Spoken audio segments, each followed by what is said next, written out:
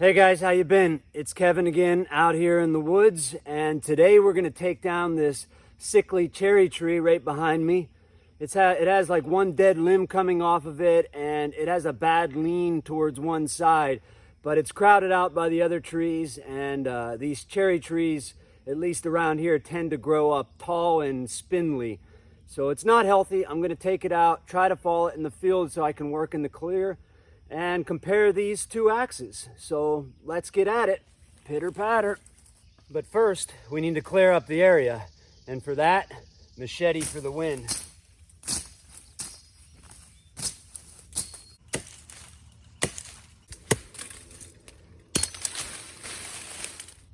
All right, guys, you can see that the area is much cleaner than it was before.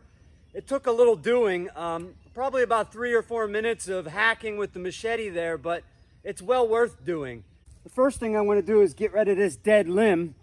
And for that, I'm going to use the Grand Force because it has the chisel grind on it. And after you get past this punky stuff, you get to hard wood. I'm just going to put a face cut in it and I'll be able to push it over. It shouldn't take too much. It doesn't have to be pretty.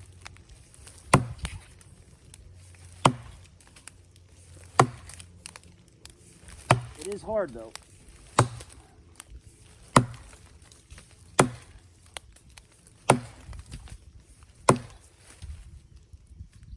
A little bit more and I think it'll go.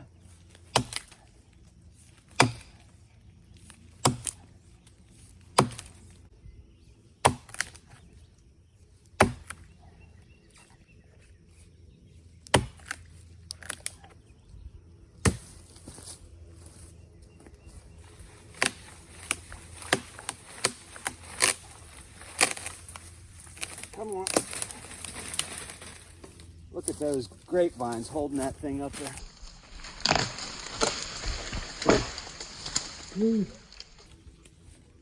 That was close. That was close. My concern here is that there are a lot of grapevines and other limbs wrapped up in this tree, entangled with the other tree next to it. So that could pose an issue. It's probably going to want to pull in that direction, and I would rather it go straight out that way. It's going to go that way, I know. I'm going to leave a little bit more hinge wood on this side, so when it starts to fall, hopefully it'll pull more in this direction. But I don't think that's going to be enough to counterbalance it enough to get it to fall straight. So we're going to do our best and hope for the best. So let's get started.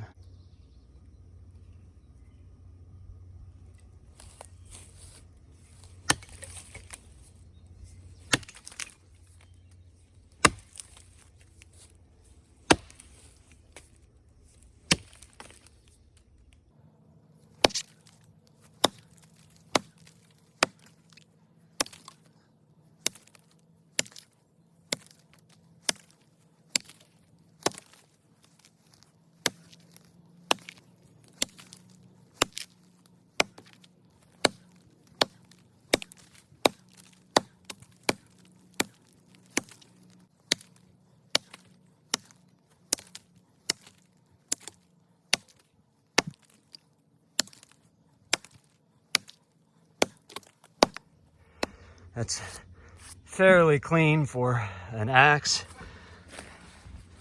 and I might be a little bit further than I would like, though I don't want to be messing with this tree from behind too much because I got to chop from my offhand. You see here, there's a tree really close to where I want to be on my right side, so I wouldn't be able to get a swing from back here. So I'm gonna do it from my offside. Honestly, if I had a saw with me, and I almost always do, I don't, but I would put a kerf in the back of this and bang it over. This one scares me a little. Let's see how it goes.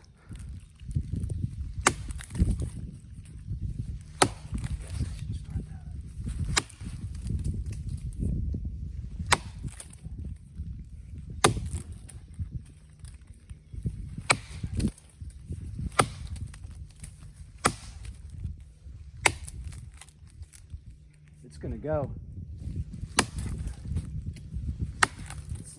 more off of that side.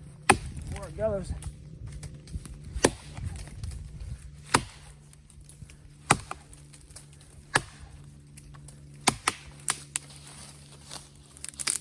Come on. Come on, baby. Pull, pull, pull, pull, pull, pull. Pull, pull, pull, pull, pull, pull, pull, pull, pull, pull, pull. Ah.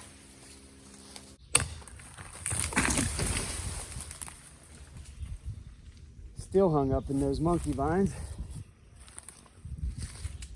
Can you see what I'm dealing with there? It's tangled up in all those nasty monkey vines. And I don't think I'm gonna get it out of there unless I pull it out with the tractor. So I might have to do that. All in all, not a terrible stump. We have about 1.5 inches of holding wood all the way across. I wanted to leave a little bit more over here so that the tree would pull more in this direction, but it tried to, but the monkey vines won. All right, thankfully the old man was here with his truck. We're gonna try to pull it out. Go slow. Easy, easy.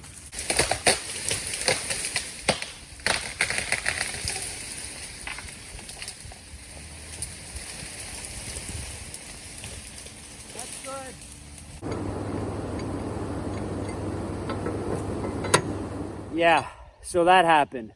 Hang-ups happen, man, and you got to deal with them, and it would be really hard to do without modern machinery. So thankfully the old man was around and could give me a hand.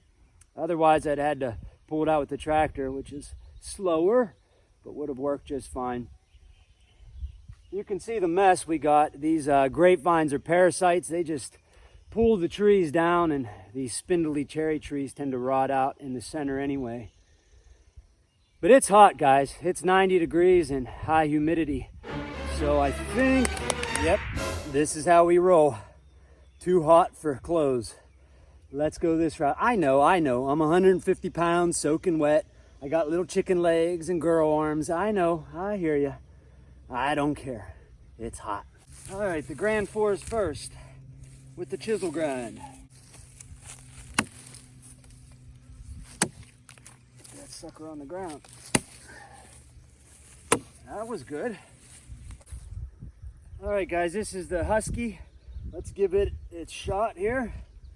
The convex edge.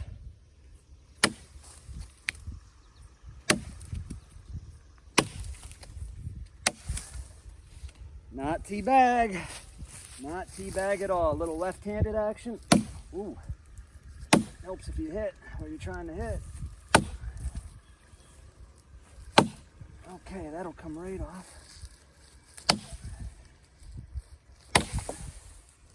Yeah. All right, let's give the Grand Fours a go. Grand Fours.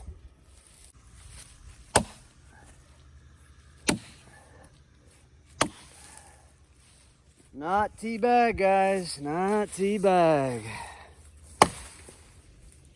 Hey.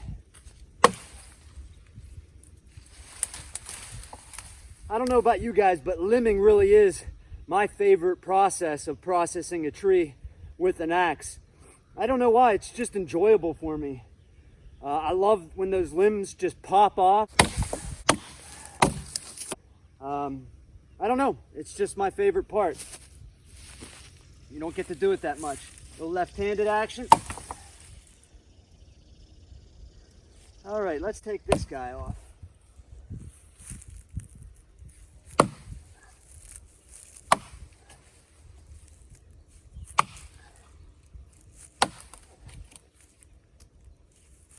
One more. There she goes. Switch to the Husky. The Husqvarna, for those of you who are obsessed with the appropriate pronunciations, the Granfalls Brooks. This is the Husqvarna. Let's let the convex have its day.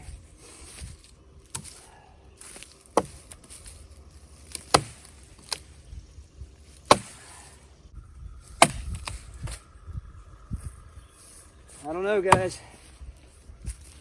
I would say, yeah, the Grand Four is probably bites a little bit deeper, and because of that, it's probably a bit of a better limber. It's also a little bit shorter, which hasn't, an inch shorter, which hasn't mattered so far. That's what she said. But it really hasn't. Unless you're in tight quarters, I haven't really noticed a difference. Let's see how far they bite. There, you guys decide. About equal force on the strike. They're both starting to push up chips, busting the wood out. Shall we do Ben's 3-finger test? I don't know if I can do that holding the camera. Grand fours is about to there. Do Ben's test. Oh, we'll call it 3.5 piano fingers. If you guys got bigger fingers than my little girl hands, then call that 3 fingers, but I'll call that 3.5. Get out of here, fly. And I would say, 3 and a little, maybe just pretty much 3 fingers. 3 piano fingers there. So yeah, the Grand Fours bite's a little bit deeper. I did present the heel a little better on the Grand Fours, not on purpose, mind you, but just how it worked out. So honestly, they're about the same. The difference is negligible at this point. Let's keep at it.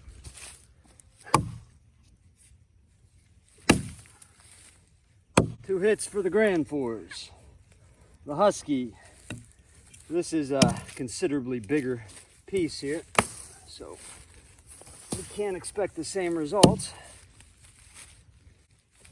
Oh, harder too. Oh yeah, it's dead on the end.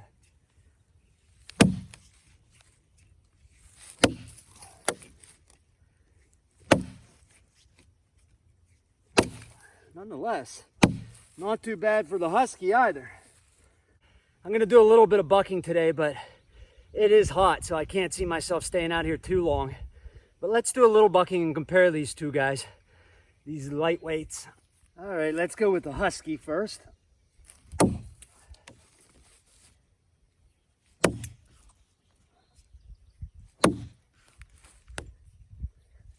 Oh, miss, big time.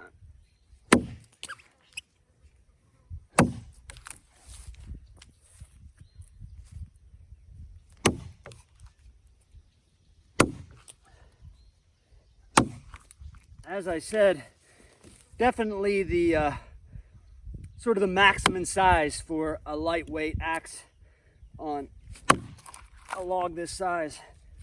It'll still throw the chips, and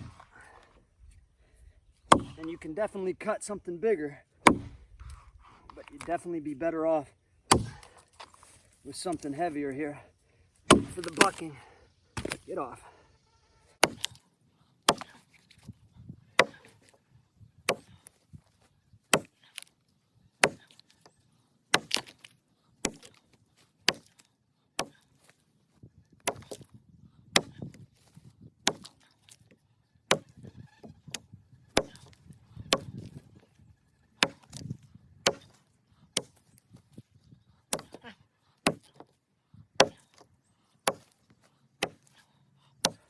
I'm more than halfway through on this side, and I did that because of this limb right here. I don't have a lot of angle there, so I'm going to be cutting mostly straight on that side.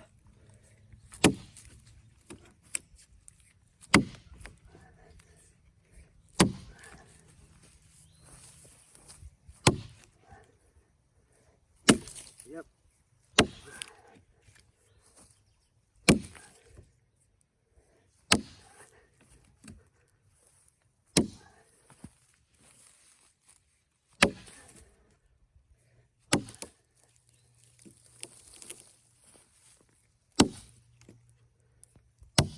Come on.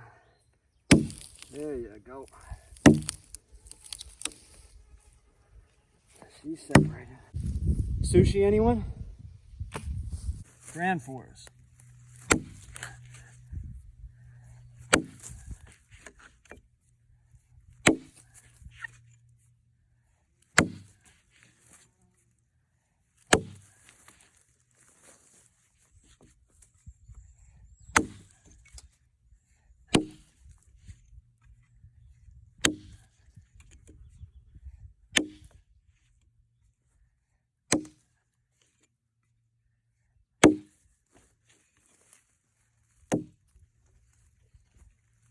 Husky.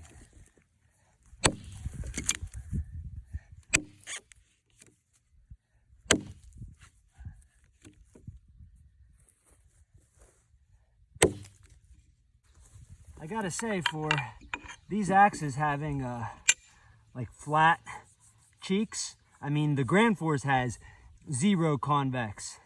For our intents and purposes, this is flat. The Husky has a little bit of convex, but none to really mention. I mean, it's pretty much flat as well. And at least in this particular cherry, they're not sticky. So I'm not saying that expels that myth. It certainly doesn't. But so far, so good. And the most important thing is, we got no movement in the eyes. Yep, no movement in the eyes.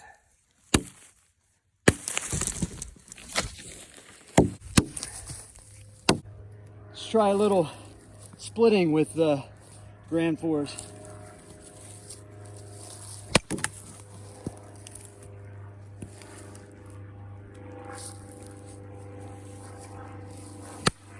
I was trying to chip off the sides, but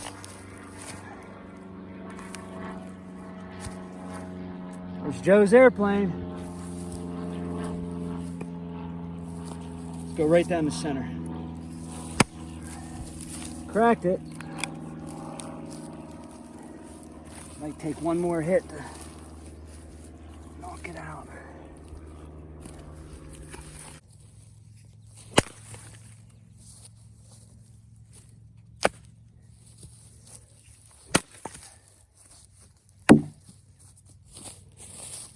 You can make light axes split.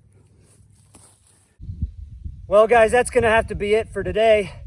It's super hot and my phone is overheating, and a couple of times I thought I was shooting video and I wasn't because it was shutting down. So yeah, I didn't really come out to do any cordwood work. The next video will be some serious cordwood challenge chopping. I'll bring out some different axes and we'll buck up this cherry tree here, split it down as much as I can in the allotted time I have. But today I just wanted to get out and compare these two very similar axes, and my final conclusion on these is that they are pretty much the same axe with minor differences. So my Husqvarna has never come loose, not even a little bit, but I have heard people online complain that they do. So, you know, it might just be a one-off. With the Grand Force, I think you're going to get a little better quality control.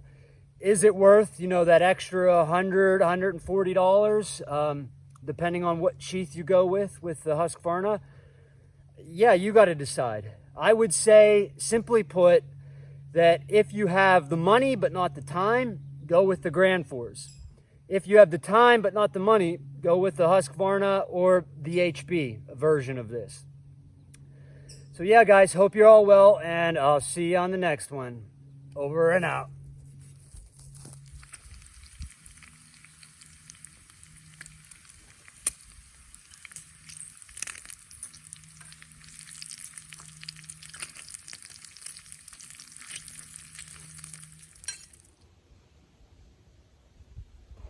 Ooh, let me share this with you guys. I hope at least some of you are interested in this. I'm in chapter 12 now of Machiavelli's The Prince, and here he's talking about how princes traditionally defended their territories. One way was to hire mercenaries, outside help, to help you defend some of your outer territories. Machiavelli didn't think this was such a great idea. He says, "They have no love or other motive to keep them in the field beyond a trifling wage, which is not enough to make them ready to die for you. They are quite willing to be your soldiers so long as you do not make war, but when war comes, it is either fly or decamp altogether." You could, if you want, apply this logic to the current policing situation in the United States, which is a bit of a mess, and argue that police should A, live in the communities that they police because they'll better know the people that they're policing, and also so that when shit does hit the fan, so to speak, they have some loyalty towards those people in that community and aren't simply going to flee or decamp. Apply it if you want. Make of it what you want. Just thought I would share that.